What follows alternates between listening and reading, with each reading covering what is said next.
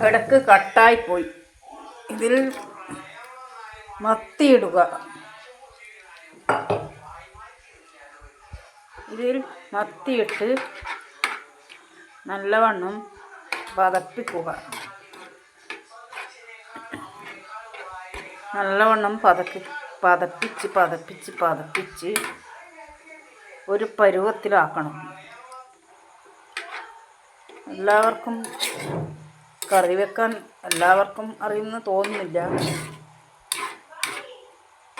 ഞാൻ ചെറുപ്പത്തിലേ കറി വെച്ച് ശീലമുള്ളത് കൊണ്ട് നല്ലവണ്ണം കറി വെക്കാൻ അറിയാം. കറി എന്ന് പറഞ്ഞാൽ ഭയങ്കര ബുദ്ധിമുട്ടുള്ള കാര്യമാണ്. അതുകൊണ്ട് നമ്മൾ മീൻ കറി മത്തിക്കറിയായി. ഏട്ടയുടെ മുട്ട പൊരിച്ചതും ആയി. ഇനി എല്ലാവരും തിന്നാൻ തുടങ്ങുകയാണ്. ബായ്.